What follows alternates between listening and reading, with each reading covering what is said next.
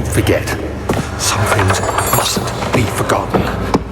The shadow hunting me. I must hurry. My name is Daniel. I live in London at Mayfair. What have I done? This is crazy. Don't forget. Don't forget. I must stop him. Focus. My name is... I am Daniel.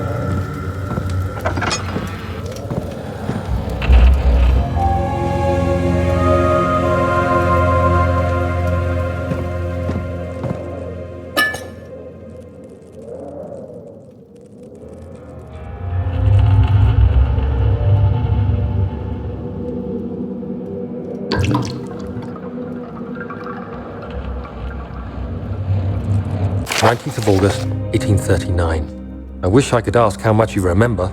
I don't know if there will be anything left after I consume this drink. Don't be afraid, Daniel. I can't tell you why, but know this. I choose to forget. Try to find comfort and strength in that fact. There is a purpose. You are my final effort to put things right. God willing, the name Alexander of Brandenburg still invokes bitter anger in you. If not, this will sound horrible. Go to the inner sanctum, find Alexander, and kill him. His body is old and weak, and yours, young and strong. He will be no match for you. One last thing. A shadow is following you. It's a living nightmare, breaking down reality. I have tried everything, and there is no way to fight back. You need to escape it as long as you can. Redeem us both, Daniel. Descend into the darkness where Alexander waits and murder him. Your former self, Daniel.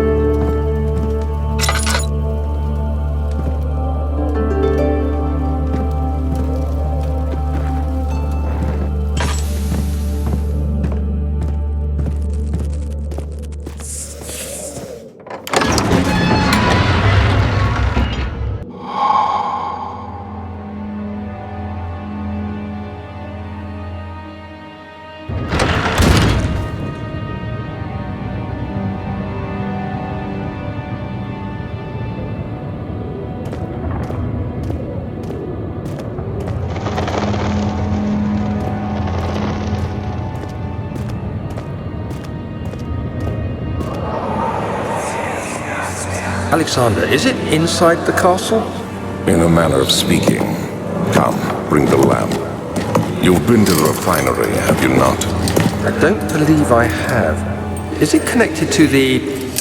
what did you call it? The inner sanctum. My most precious chamber, Daniel. And it lies well beyond the refinery. In fact, it lies beneath the very stone of Brandenburg.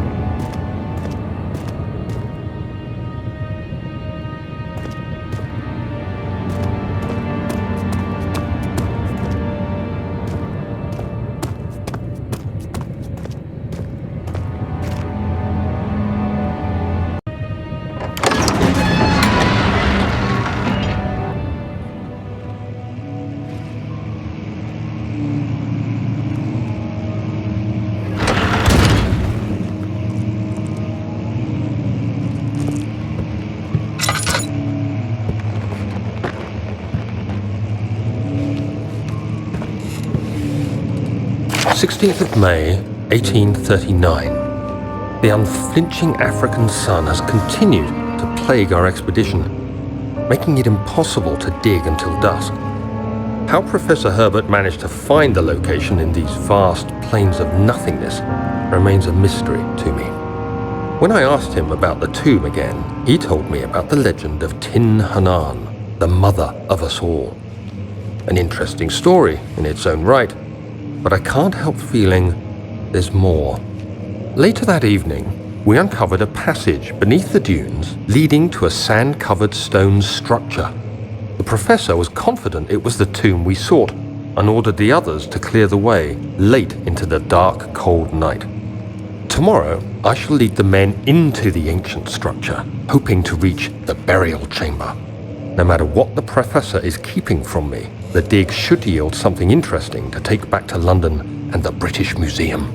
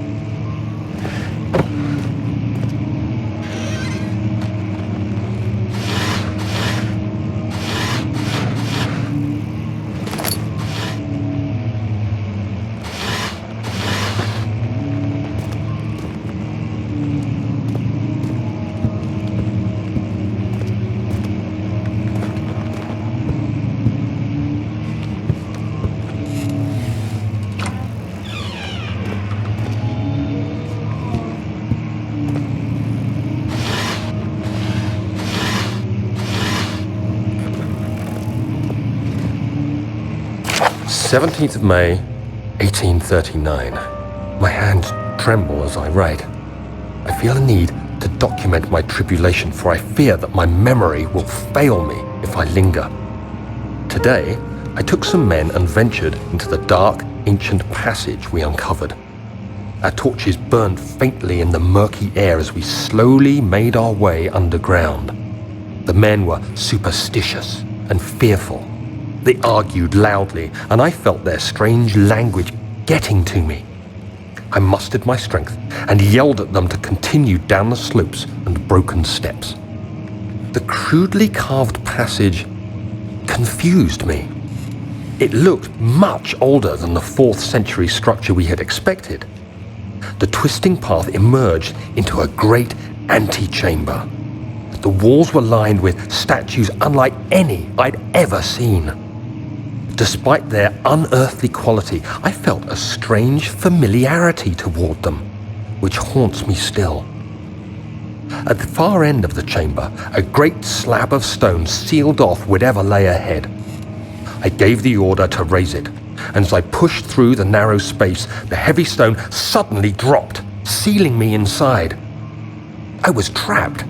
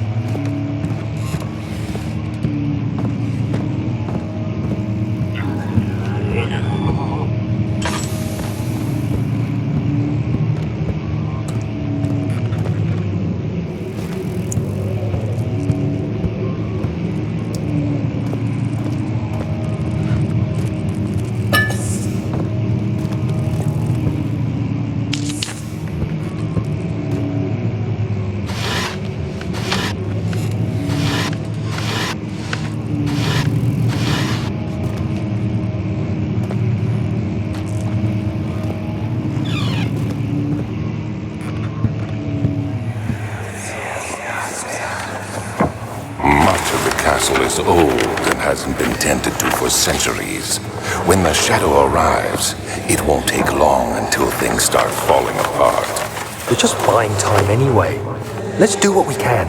There isn't much to be done about the wars. We should reinforce weak structures. The ground will tremble and there's a risk everything will cave in on us, especially downstairs. Here, and there. Let's get the servants working on it.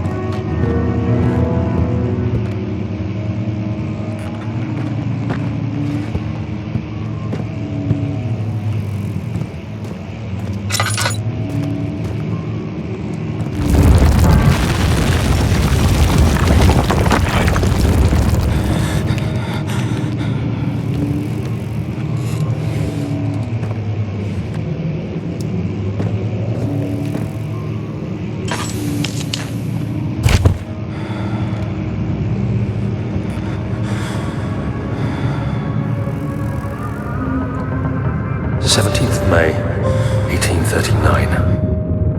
After pounding the unforgiving stone wall for what seemed like an eternity, I realized it was hopeless. I was trapped.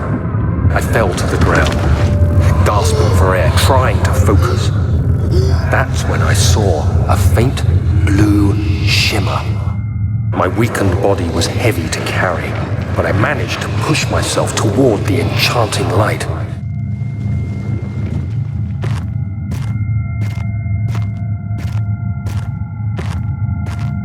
It was waiting for me. Enclosed in dark nothingness, I felt myself drawn to the mystic light.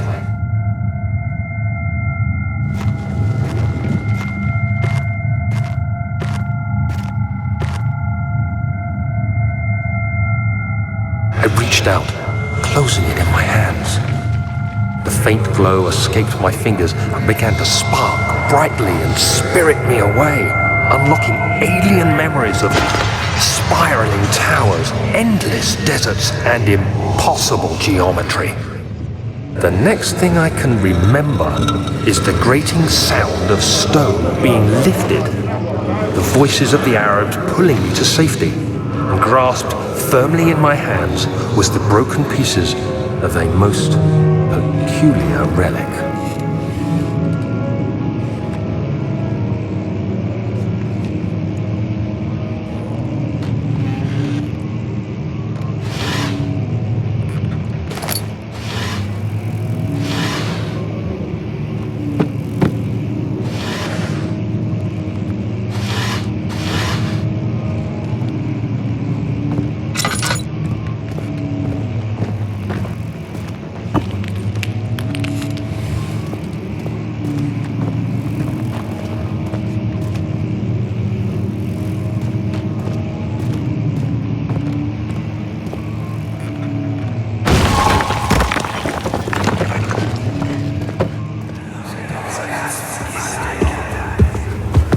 You have to be swift when you activate the first one.